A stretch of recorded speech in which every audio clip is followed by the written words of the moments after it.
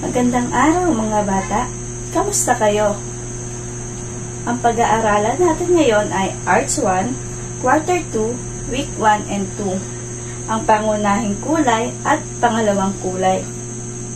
Ngunit bago tayo dumako sa ating aralin, tayo ay magdasal muna. Sa ngalan ng Ama, ng Anak, ng Espiritu Santo. Amen. At ngayon ay ang pag-check ng attendance. Meron bang lumiban sa klase ngayon, mga bata? Mahusay. Ngunit bago tayo tumungo sa ating paksa, ay mayroong ihinandang video si Ma'am at ito ay ating pakinggang mabuti. Mike is on the loose. Play and learn.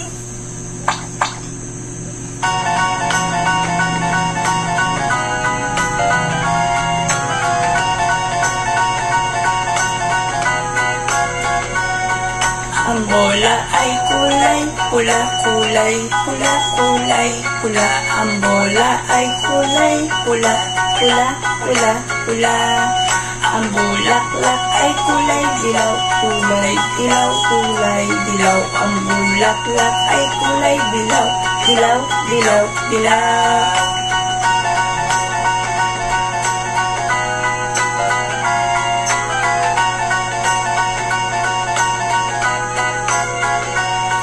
Ang bisikleta ay kulay asul, kulay asul, kulay asul. Ang bisikleta ay kulay asul, asul, asul, asul. Ay kulay berde, ay berde, kulay berde. Ang ibon ay kulay berde, berde, berde, berde.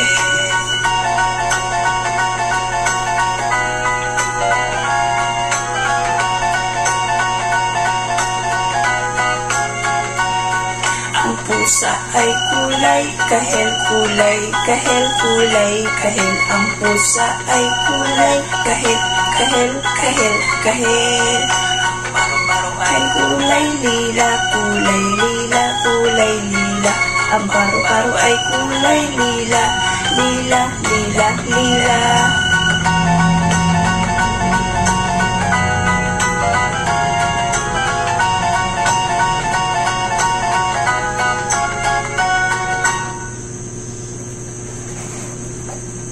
So, ayan mga bata, nag-enjoy ba kayo sa ating mga kinanta?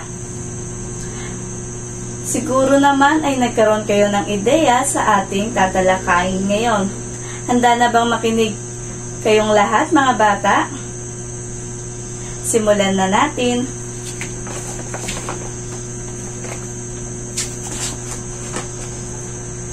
Ang aralin na ito ay makakatulong sa iyo upang makilala ang pangunahing kulay at pangalawang kulay. Pangalawa, makakabuo ng pangalawang kulay gamit ang Crayola.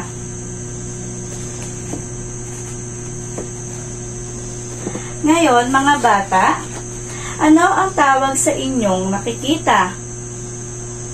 Tama, Crayola. Magbigay nga ng halimbawa ng mga kulay ng ito. Tama. Ang mga kulay na nakikita nyo ay berde, dilaw, kahel, pula, asul, at lila.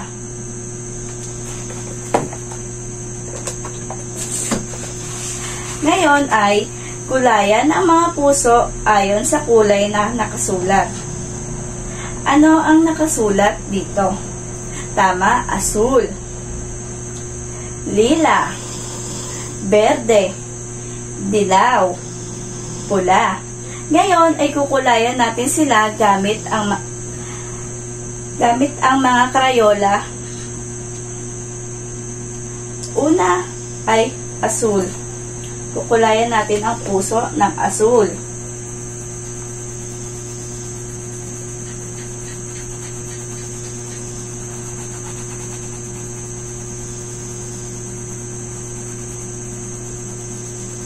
Anong sumunod na kulay, mga bata? Tama, lila.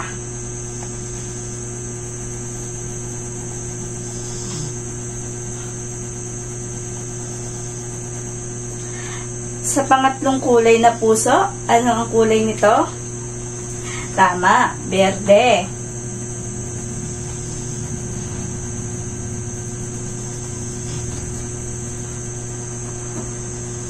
At sa pang-apat ay dilaw.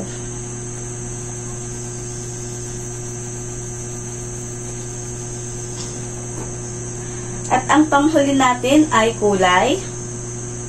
Tama, pula. Mahusay mga bata. Ngayon ay magtungo na tayo sa ating paksa. Ang mga kulay ay nagpapaganda sa ating kapaligiran. Ang pula, asul at dilaw ay ang mga pangunahing kulay. Ang kahel, luntian at lila ay pangalawang kulay. Ang itim at puti ay neutral na kulay. Ito ay ang mga kulay na natural. Paano ba nakakabuo ng pangalawang kulay? Nabubuo ang pangalawang kulay kapag pinagsasama ang pinaghalo na dalawang magkasaming kulay. Halimbawa nito ay ito. Kapag pinaghalo natin ang pula at dilaw, ito ay magiging kahel. Pag pinaghalo naman natin ang dilaw at bughaw, ito ay magiging luntian. Pag pinaghalo naman natin ang pula at bughaw, ito ay magiging lila. Ito ang tinatawag na pangunahing kulay at ito ang pangalawang kulay. Ngayon, ipapakita ni Ma'am sa inyo. Paghahaluin natin ang dilaw,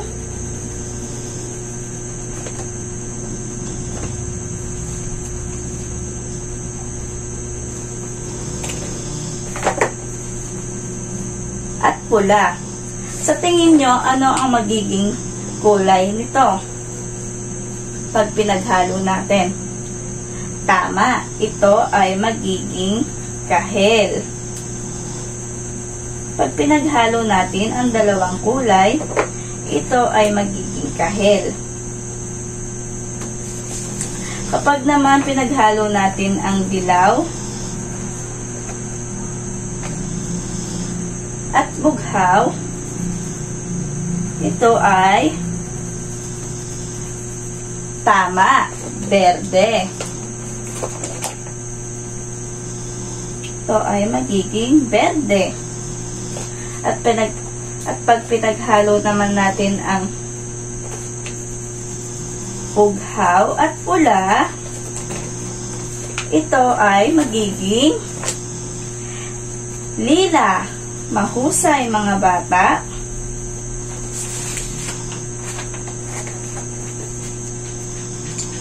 Ngayon ay magtungo na tayo sa ating aktibidad. Ang mga bagay sa mundo ay maukulay. Maraming kulay ang makita. Basahin at kulayan. Pula na gumamela, dilaw na saging, asul na ulap, kahel na karot, at luntian na dahon. Ngayon ay kukulayan natin sila ayon sa nakasulat. Ano ang kulay ng gumamela? Tama, pula. Ang gumamela ay kulay pula.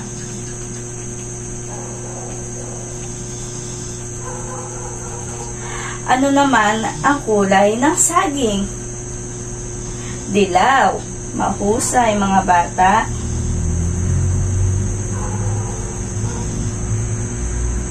Ano naman sa ulap? Asul. Ang ulap ay kulay asul.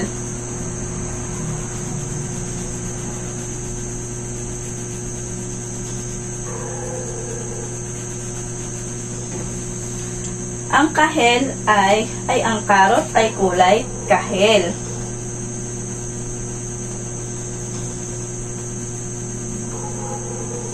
At ang huli ay ang dahon ay kulay tama, luntian o berde.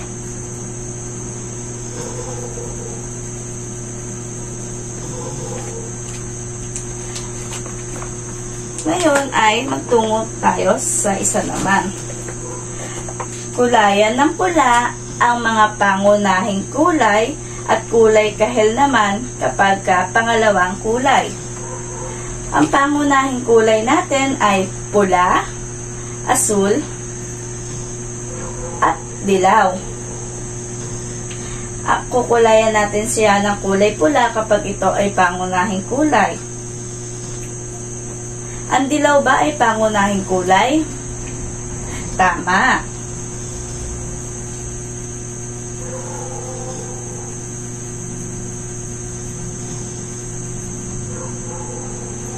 Kahel naman ang ating kulay kapag ito ay pangalawang kulay. Ang kahel ba ay pangunahing kulay? Mali, ito ay pangalawang kulay.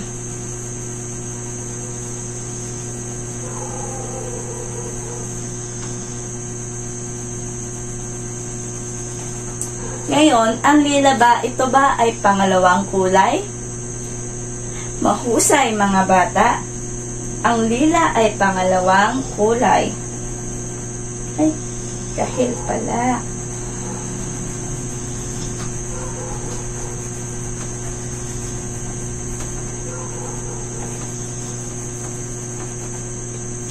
Ang asul, ano ito? Pangunahin o pangalawang kulay? Mahusay, ito ay pangunahing kulay.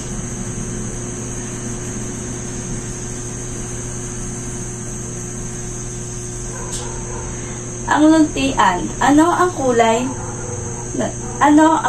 Saan naayon ang luntian? Pangunahin o pangalawang kulay? Tama, pangalawang kulay.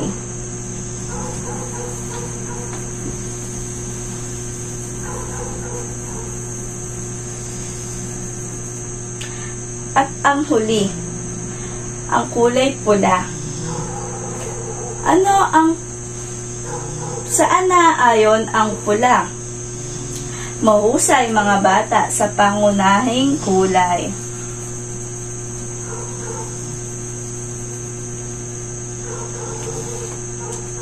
Ngayon ay magtungo naman tayo sa ikatlo. Kulayan ang hagdan ayon sa mga kulay na nakasulat sa baitang. Sa unang hagdan, sa unang palapag ay kulay lila. Sa pangalawa, indigo, bughaw, luntian, dilaw, narangha, at pula. Ngayon ay magtungo na tayo sa pang-apat na aktibidad. Kulayan ang mga tatsulok gamit ang mga pangunahing pangalawang kulay na nabuo. Ngayon, magkukulay tayo ng mga tatsulok gamit ang mga pangalawang kulay na nabuo. Tandaan mga bata, ang pangunahing kulay natin ay pula, dilaw, at asul. At ang pangalawang kulay naman natin ay luntian, lila, at kahel. Ngayon ay magkukulay tayo ng pula dito.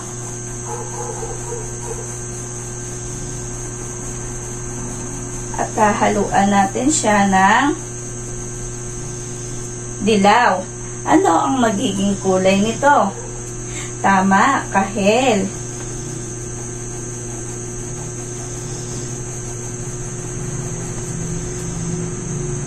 Dito naman ay dilaw.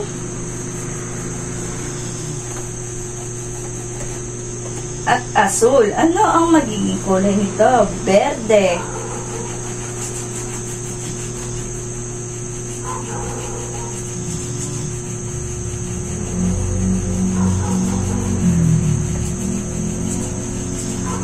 At ang panghuli ay asul,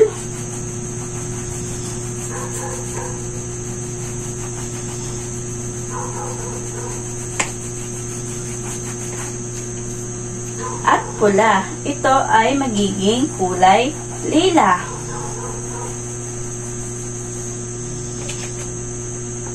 Mahusay mga bata, talagang naintindihan nyo ang ating aralin ngayon. At sa panghuli ay ang ating takdang aralin. Magdikit sa inyong kwaderno ng mga larawan ng bagay na may pangunahing kulay at pangalawang kulay. Hanggang sa huli mga bata, paalam! Hayan, natapos na muli natin ang ating aralin. Nawa ay natutunan ninyo ang mga pangunahing kulay at pangalawang kulay. Hanggang sa muli mga bata, paalam!